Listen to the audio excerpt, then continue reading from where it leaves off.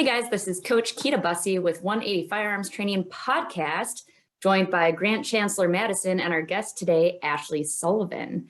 So Ashley just is fresh off a major match and she's going to talk a little bit about that. Today, our discussion is on Dairy Queen. So, you know, the saying goes, there are two types of shooters.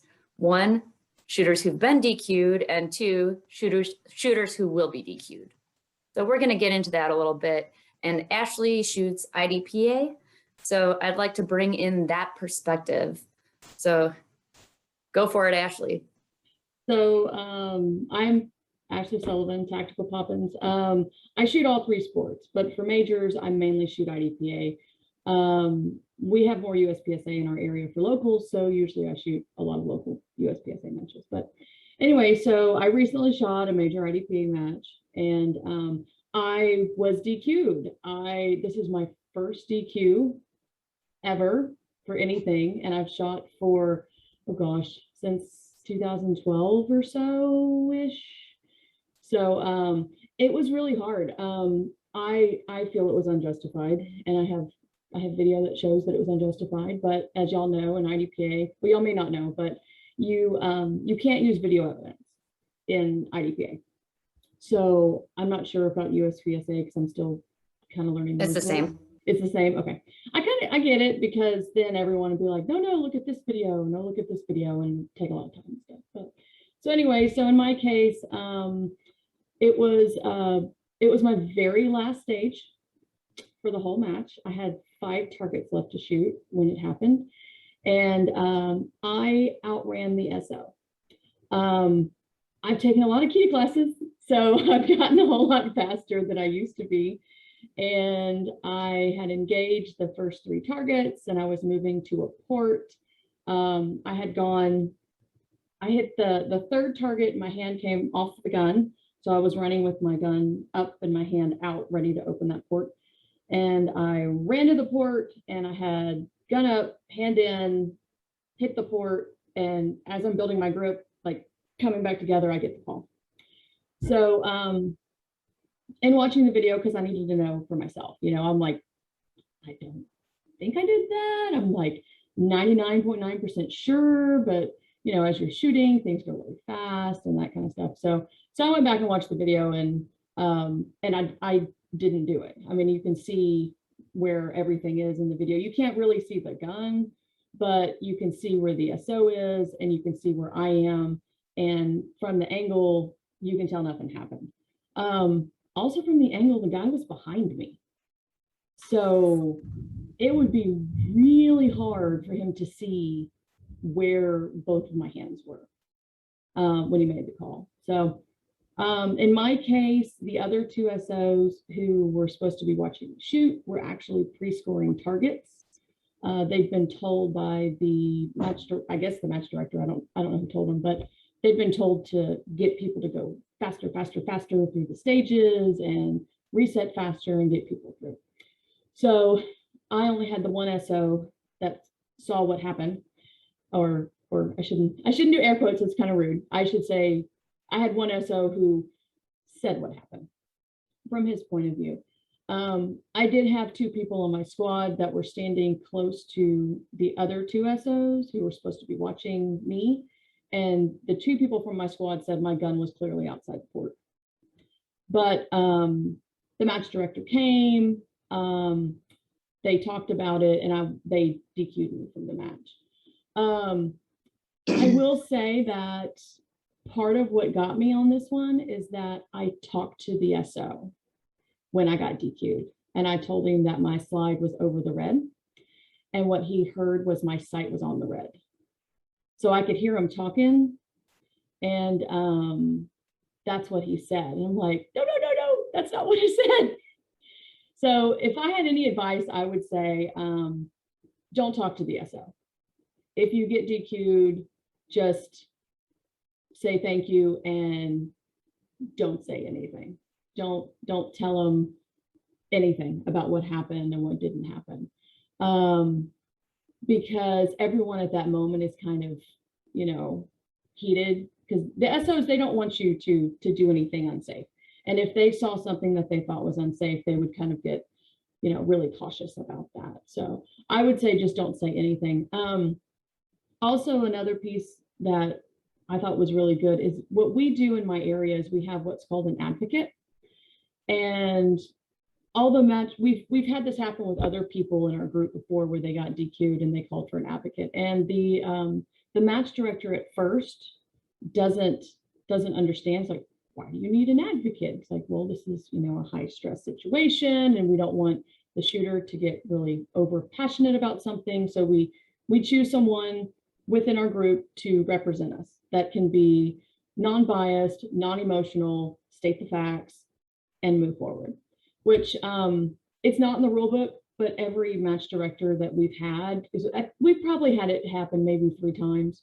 And then we also run a major match here in Houston, and we allow and actually encourage people to have advocates as well. And it always works out a whole lot better when we've done that. So what did you learn as far as what action you can take if this happens to you?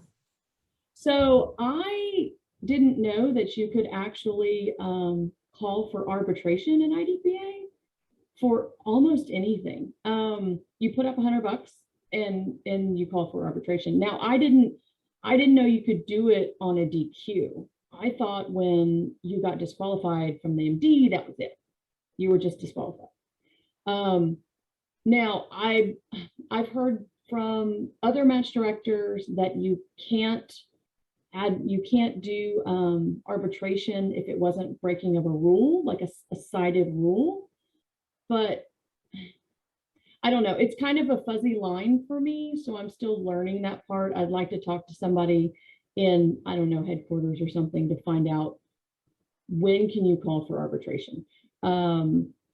What happens if you do call? What if you put the $100 down and then they say, oh no, you can't arbitrate this? Do you get the $100 back? What happens? I don't really know how that works. So, and we read the rules. It was actually a really funny drive home all the way from Colorado to Texas with my teammate John Warrender reading the IDPA rule book from the back seat of the truck. Super exciting. Yay. Reading the rule book. But there is a whole section on arbitration, and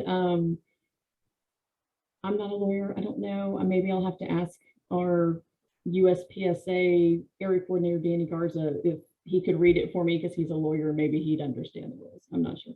But yeah, there's a thing called arbitration. I'm pretty sure they have it in USPSA also. And you put down $100 and then you're supposed to, per what John read, you're supposed to write a article of what happened, no more than 100 words. And then you get 2 random people that were on the scene when it occurred, whatever occurred, whether it was a DQ or whether they say you shot a non-threat and you didn't, or broke the perf, anything, any rule breaking. And then those 2 people and your document go to a panel. I think that's the word they use, was panel. I'd have to look that up. And then between the panel, the match director, and I believe an appointed person from headquarters. I'm not sure how that would work at a major if someone from headquarters wasn't there, if they have to call in, phone a friend, I don't know. So they discuss it, and all of this has to occur. You have to request it within 30 minutes of the end of the match. So for me, the end of my match was Thursday. So I would have had to request it within 30 minutes of Thursday. And then I think they also have 30 minutes to deliberate, if I remember what the rules were. Yeah, arbitration lasts for 1 hour after the match is complete. Oh, okay. So, and that was part of it too. Sorry, it was so dry where I shot and I'm dying. I'm rehydrating. So that was part of it too. It was was it from when I finished the match or the whole match? Because the whole match didn't finish for 2 more days. So I'm not sure. I'd have to really research that. I hope I never have to do this again. I hope I don't have to arbitrate anything ever. That would be really nice because it sounds like a real involved process.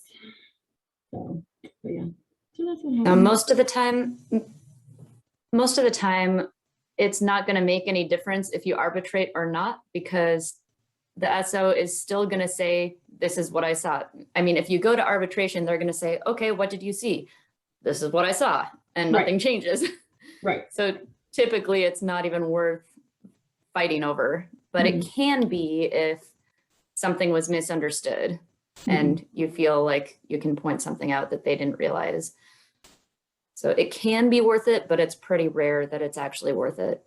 Yeah. So I understand they also had a stage where you draw your gun from the holster from a seated position. Now in USPSA and IPSC, you are legally allowed to sweep your feet on the draw because your holster points your gun at your feet in most cases. All the time. And it's very difficult to draw the gun from the holster without it moving past your foot on the draw. So I understand IDPA does not have this rule. It does not. It actually specifically states that you cannot sweep any part of your body. So any part, you can't sweep anything.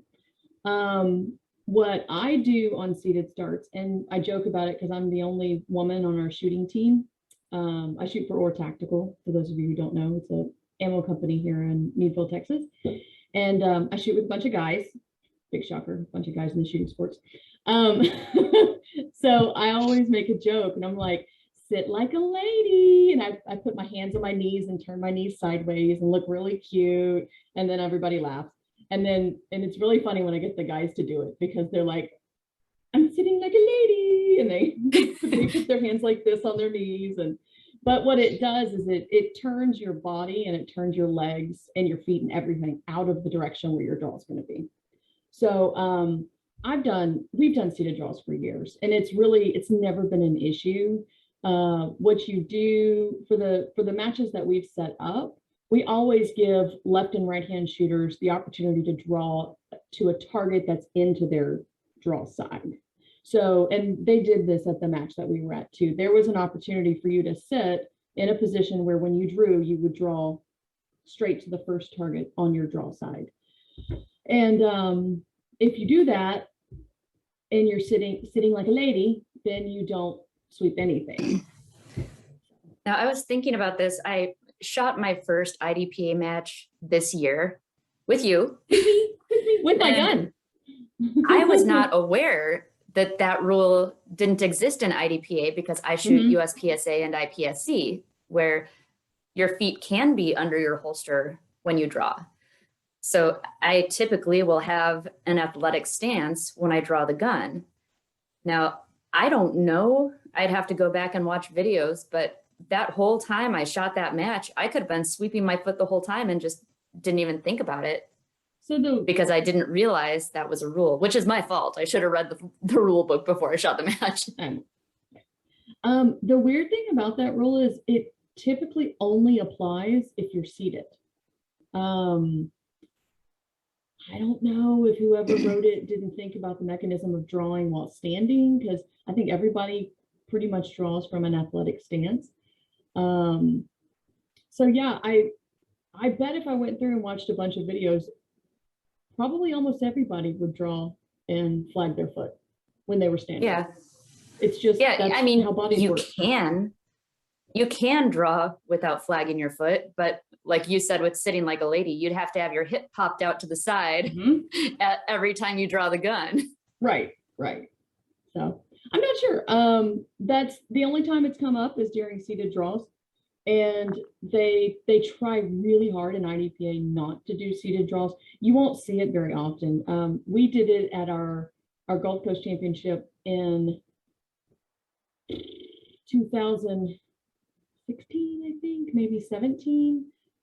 We had a stage where you were actually sitting in a boat. We made this really cool canoe, and it was actually one of our favorite stages because it was really, really hot. And the whole stage was shot under a canopy.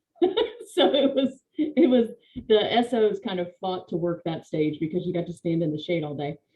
So what we did is we set it up to where we had like I said, we had a target for the right-hand shooters and a target for the left-hand shooters. And I'm telling you, you could have reached out and touched it on either side. Like it was right there directly in line with the holster, like reach out and touch the target. And we were very specific in the reading of the stage description that said, you know, we have, what was it? Because you have to be very careful when you write stage descriptions and stage briefings that you're not leading the shooter, but you're also encouraging safety. So we wrote it in such a way that we had one person out of almost 300 shooters that went and swept their leg. And they, of course, got disqualified because they went, I mean, they went directly across their lap. And I'm like, that you're a right-handed shooter. Why did you shoot the left target first? You know, because you had to go, I'm going to go past all these targets to shoot this target, you know. But I thought that was pretty good statistics. And then I don't know who all did it at the last match that I shot, but in the years that I've shot IDPA, I've done seated starts at majors maybe 3 times since 2000. In So it doesn't happen very often. In USPSA, typically, if we're doing a seated start, the gun is on a table. Mm-hmm. It's not in the holster if we have a seated start, typically. I mean, I have seen it, but it's pretty rare. What about you, Grant? Yeah, seated starts. Most of the time, it's either condition 3, empty with mags on the table, mags on the belt, all the guns on the table. It's very rare that you're starting with a loaded gun. Mm-hmm. Yeah, it's I think I've maybe done it one time. Mm-hmm. That was like at a local match.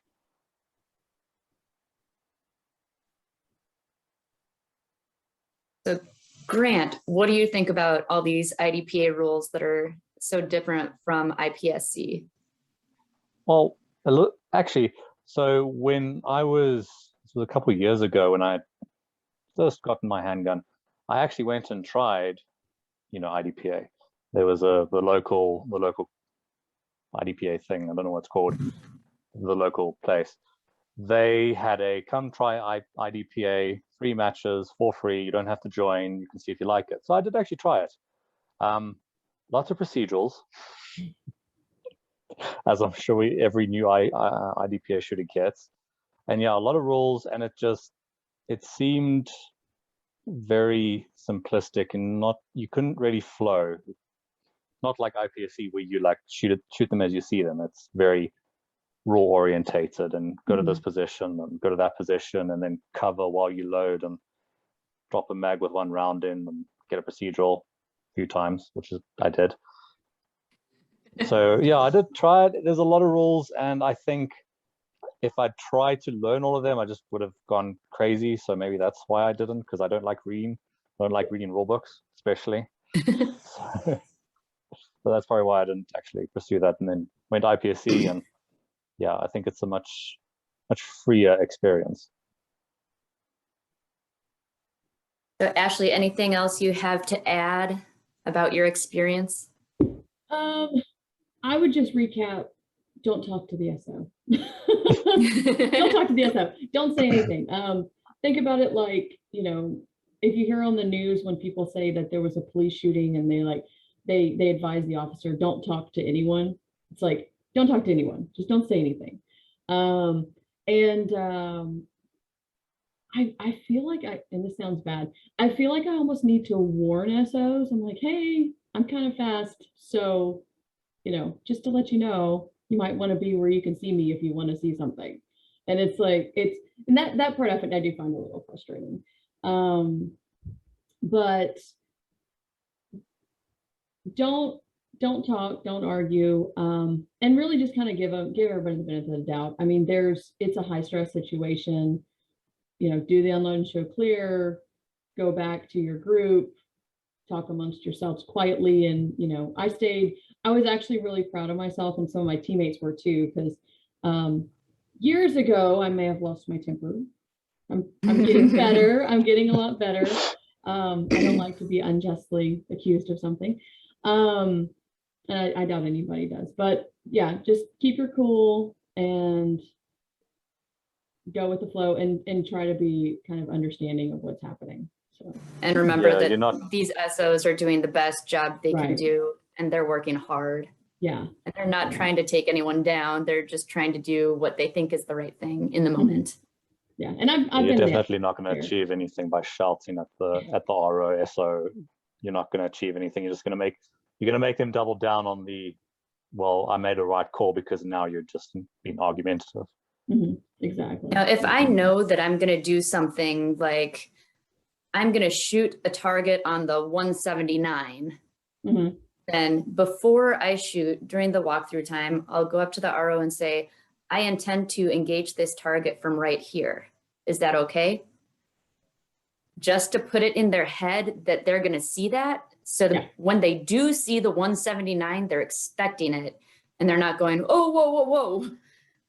Because they were kind of looking over Otherwise- here and then, yeah.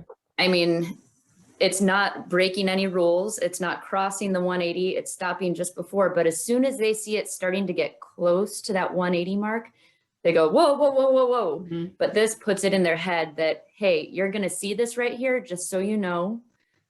So they're not shocked or surprised. So that's sort of my rule of thumb. If I'm going to do something that is going to maybe worry someone without actually breaking a rule, just so it puts it in their head. Yeah, and I think also making sure that you say, I'm going to run up range very quickly. I hope you can keep up. I think we Yes. definitely need to do that.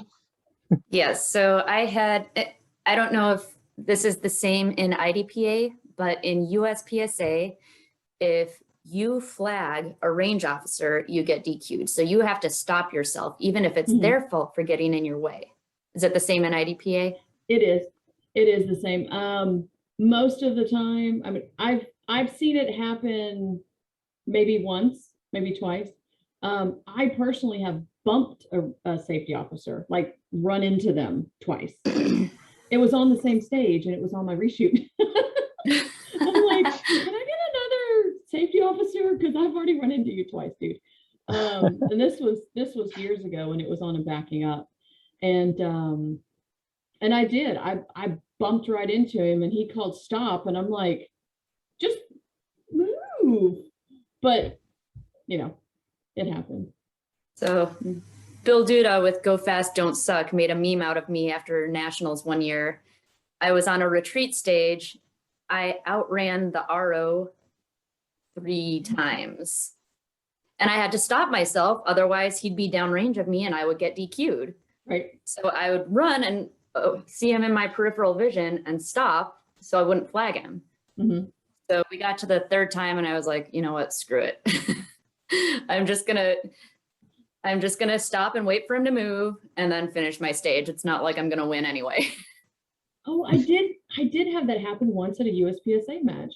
I was running and I had turned to run and I looked and over the corner of my eye, I saw the RO was not moving as fast as I was. And I yelled at him. It was one of my friends anyway, so I didn't really mind yelling at him. And I probably yelled something not super nice, but he smiled and laughed. It was at a local, so it was pretty funny.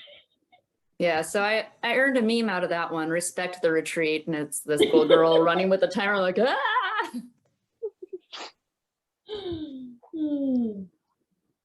So but Grant, ROs that are you working a recently- stage like that, just want to add, ROs who are working a stage like that, they generally either should, unless you start at the front and then have to move immediately to the back, if you're shooting a stage, most of the ROs that I've encountered, they will actually start you and then move to the back and wait for you to kind of finish up there.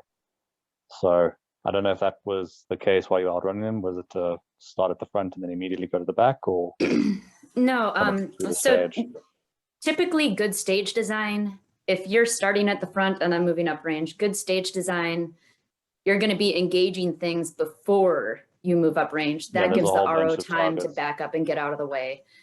And this is what happened, but he was trying to move with me instead of using that time to back up. Where I would still be in his line of vision. They didn't have barriers blocking his line of vision. He could have still seen everything I was doing from the back. So it was a good stage design. He just didn't realize he was supposed to be using that time to get back to the rear fault line. Mhm. It happens. But, you know, it's a learning curve for all of us. So Grant, you recently had an issue. Would you like to talk about that? My DQ. Right. Okay. So at a major match, well, it was PCC Nationals. Now, I'm not a PCC shooter, but I had entered it, you know, just try it out, shooting a borrowed gun. It was fun. I really enjoyed it. And the stages at that particular match were awesome. It was on the 4th or the 5th stage of the day, first day. And so I came out of a low port engaging targets, and then I was indexing on moving uprange, indexing on a target. It was a no-shoot target, and I just get told stop, unload, show clear, which is not a nice thing to hear. So I thought it was a range failure, to be honest. The RO says that as I came out of the port, I grabbed the gun with my left hand and pulled it past the 90. Broke the Now, 90. they aren't used to, PCC is fairly new in South Africa, correct? Yeah. I'm not sure there's been anyone who's actually attended a major PCC international match yet. I could be wrong on that, but that's my understanding. So yeah, he unload, show clear, and yeah, that was the end of my PCC nationals. Kind of sad because those first few, well, the first one was a bit of a dumpster fire, but the other stages are really good, I felt, but compared to the other guys. So had a good shot. The RO was behind me, and so was the second RO. So they saw my back. So again, I don't agree with it, but I didn't see what the RO saw, so I can't really, say that it was an unfair DQ or not. I was indexing on target, and if I'd done what he said I did, my sights would have really jumped to the left and back, which I didn't feel they did. But again, it was a high stress environment, and unfortunately, just thank you, sir. Sorry about that. You do have your 90 minutes to arbitrate it, so it's put down the match fee, the entrance fee, and I could have arbitrated it, but both ROs agreed. I didn't have a video or anything that could be looked at because it was the first couple stages of a major match, and I didn't want to bother anyone by having someone record me. So, but yeah, most the other competitors who were in my squad say I wasn't really close to the 90. I didn't feel like I was close to the 90, but I didn't see what the RO saw. So yeah, I don't agree with it, but it is what happened. So. Well, that's why video is such a valuable training tool. Whether you did it or not, then at least you can go back and look for yourself. Yeah, absolutely. And we are out of time here. So Ashley, where can our audience find you? Tacticalpoppins.com is my website. And you can also find me on Instagram, Facebook, Twitter, and MeWe at Tactical Poppins. Awesome. Well, thank you guys for joining me, and we'll see you on the next one. Cool. Thank you. Have a good one.